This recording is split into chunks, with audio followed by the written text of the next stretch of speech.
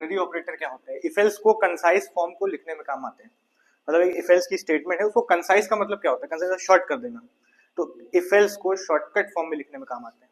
ठीक, एग्जाम्पल अगर हम कहें कि इफ कंडीशन है, if A is less than B, और यहां कर रहे हैं एसओपी,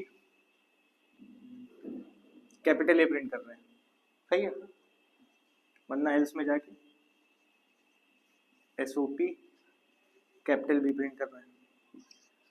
हम कह रहे हैं इसको आप टर्नरी फॉर्म में लिखिए, टर्नरी ऑपरेटर से लिखिए, कंडीशनल ऑपरेटर से लिखिए। कंडीशनल भी नाम है इसका।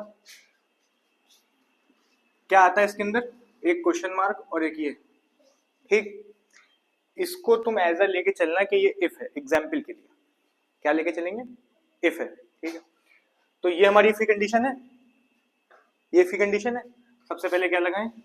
ए इज लेस देन बी। याला इफ नहीं लिखेंगे, कौन सा लगाएंगे? ये लगाएंगे। ठीक है, कैसे लगाएंगे? आगे नहीं, बाद में।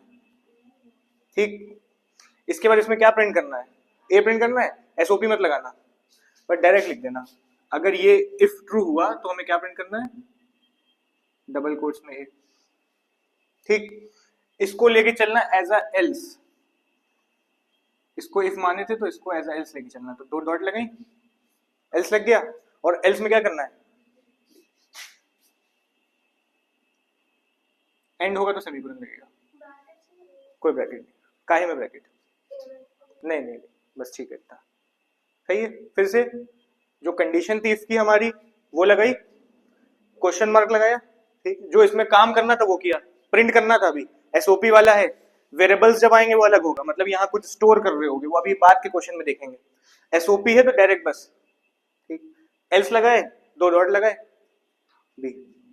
पूछना है कॉपी कर लो। अच्छा, इसको लिखना है। इसमें एसओपी लगा था, इसमें एसओपी नहीं लगा है। क्या लगा हुआ है? इसमें वेरिएबल लगा हुआ है, मतलब हमने यहाँ पे कुछ प्रिंट नहीं करा है। इफ के अंदर वेरिएबल का काम हो रहा है ना। इससे पहले वाले में प्रिंटिंग थी, थोड़ा सा चेंज आएगा। बस जो वेरिएबल हो ना उसको पहले इंक्लूड कर लेना। जो वेरिएबल है, अगर एसओपी वाला है तो वो तो सिंपल था, उसमें कुछ नहीं करना था। लेकिन जब वेरिएबल वाला हो तो वेरिएबल को पहले इंक्लूड करना। मतलब पहले क्या लिखेंगे हम? कॉम इक्वल्स टू, ये लगा दिया। अब अपना नॉर्मल जैसे करा था पीछे, जो पीछे करा था वैसे ही। क्या करा था? पहला काम इफ लगाया था, है ना। इफ क्या था? ये सेल इज ग्रेटर देन 5000। फिर क्या लगाना है? लेकिन इसमें हम लोग क्वेश्चन मार्क लगाएंगे, बाद में लगाएंगे। वर्क क्या करना है इसके अंदर? ये मत लिखना, ये तो लिख चुके हो। ये लिखेंगे, क्या लिखें? S into 10.0 upon 100.0। सही है। आगे काम कंप्लीट हो गया, एल्स लगाना है, दो डॉट लगाई, क्या देना है? 0, एंड में सेमीकोलन, कंप्लीट हो गया। पहला वाला देख लो, ए इज ग्रेटर देन 5। आपकी उल्टा काम करना है, मतलब हमें इन्होंने टर्नरी में लिख के दिया है, इसको हम कन्वर्ट करेंगे काहे में? इफ एल्स में। साफ साफ क्वेश्चन में लिखा हुआ है।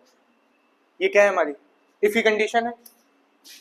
If A is greater then 5, और ये हो तो क्या करना है? Grade A. एसओपी लगाना है कि वेरिएबल में देना है? एसओपी लगाना है। आगे वेरिएबल होता तो दिया होता। ग्रेड ए, इसके बाद दो डॉट लगी तो एल्स, ग्रेड ए प्रिंट हो गया, else SOP grade B.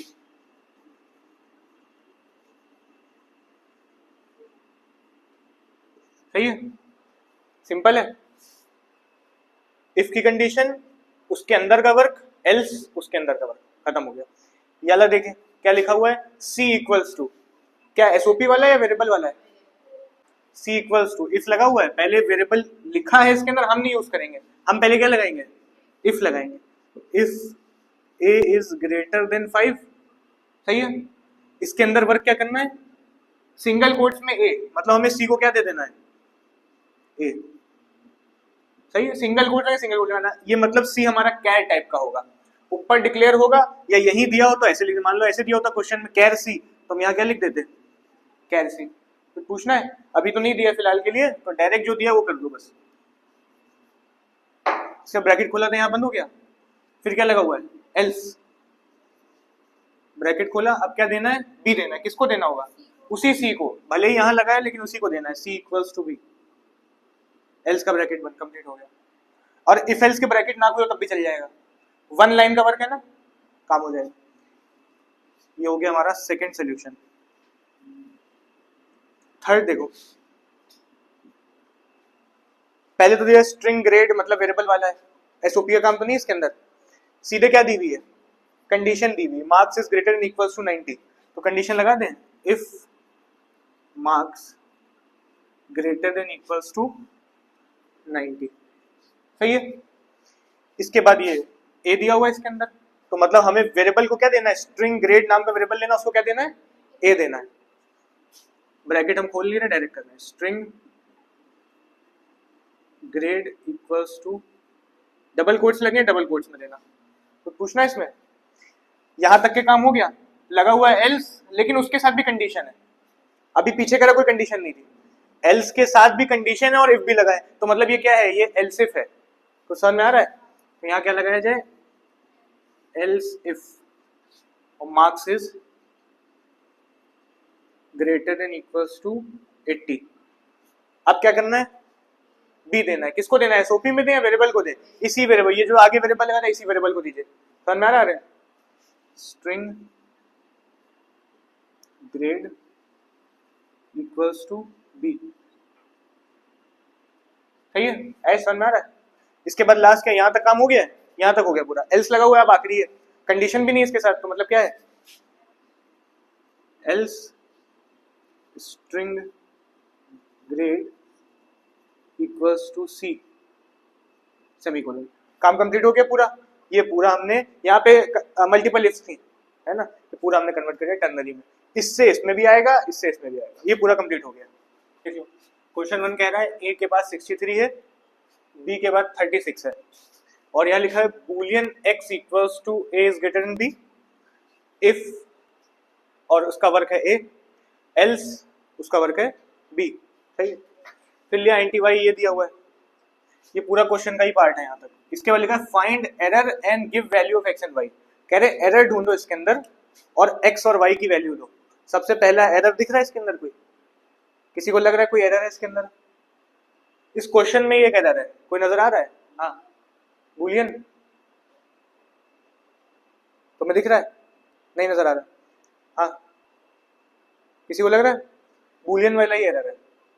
Boolean क्या होता है, ट्रू और फॉल्स, है ना, बूलियन का वेरिएबल ट्रू या फॉल्स होल्ड करता है।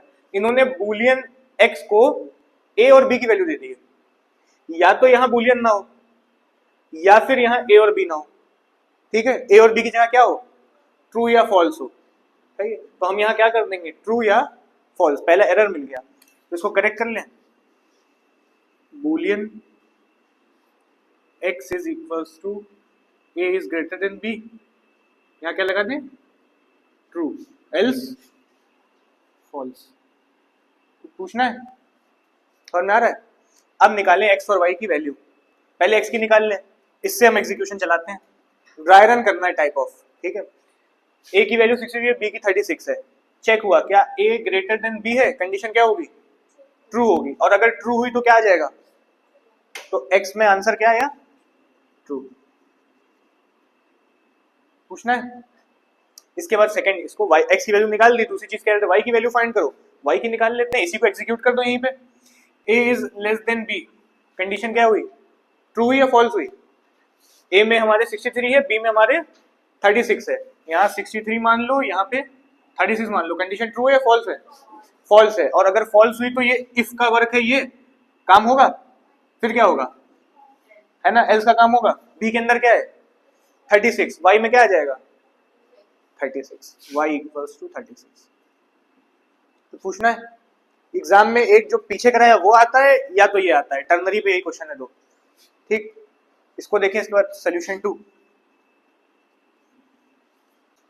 Evaluate p equals to 5 q equals to 19, solve ही करना है, ड्राई रन करना है, लगा हुआ है int n equals to q minus p, q minus p क्या आएगा, q में से p घटाओ कितना आएगा, 19 में से 5 या क्या बचा 14, सही है, is greater then p minus q, इससे क्या आएगा -14, -14 क्यों आ रहा है, यहाँ पे p है 5 है, 5 में से 19 घटा दे रहे हो, अब 5 में से 19 घटाओगे तो माइनस का आंसर आएगा, क्योंकि बड़ा नंबर 19 है और बड़े नंबर का साइन लगता है, तो यहाँ आया -14, यहाँ पे क्या था 19 माइनस 5 था, क्या आया 14, ये सीधा सीधा माइनस है, 19 में से 5 घटाओगे 14 बचेगा।